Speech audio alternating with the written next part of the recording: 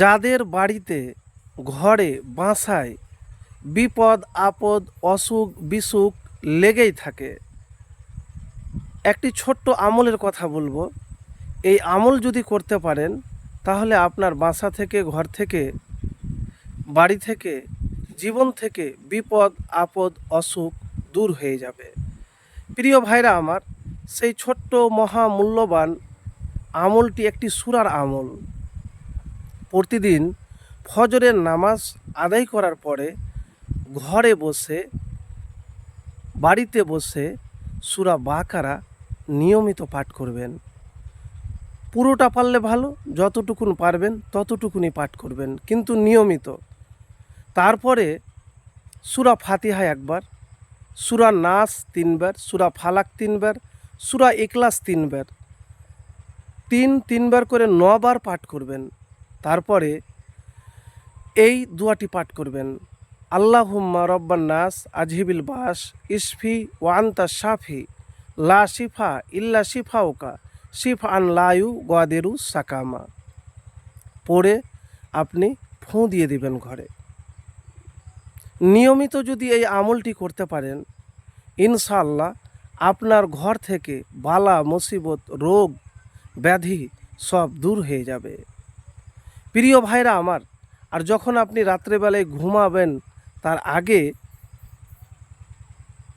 আপনি দুরূদ শরীফ পাঠ করবেন। দুরূদ শরীফ পাঠ করার পরে কম করে হলেও আপনি 41 বার সূরা ফাতিহা পাঠ করবেন ঘুমানোর আগে। কতবার? 41 বার।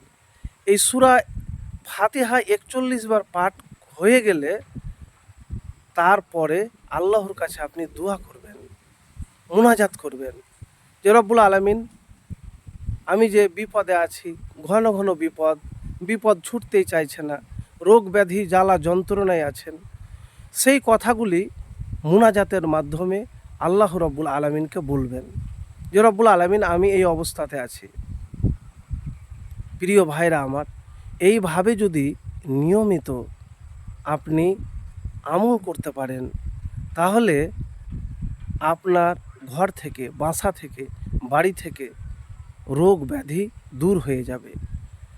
আর একটি কথা আপনাকে বলি, যখনই কোনো বিপদে অসুখের মধ্যে আপনি পড়বেন, ঘন ঘন আসছে, তখন নাশুকরিয়া হবেন না, আল্লাহর প্রশংসা করবেন। কেন জানেন? আল্লাহর প্রশংসাকারী সেই ব্যক্তির যতই বিপদ আপদ আসুক না কেন দুনিয়াতে, যদি বেশি বেশি করে সে প্রশংসা করে, আল্লাহর শুকরিয়া আদায় করে, আলহামদুলিল্লাহ পাঠ করে, তাহলে আল্লাহ খুব খুশি হন।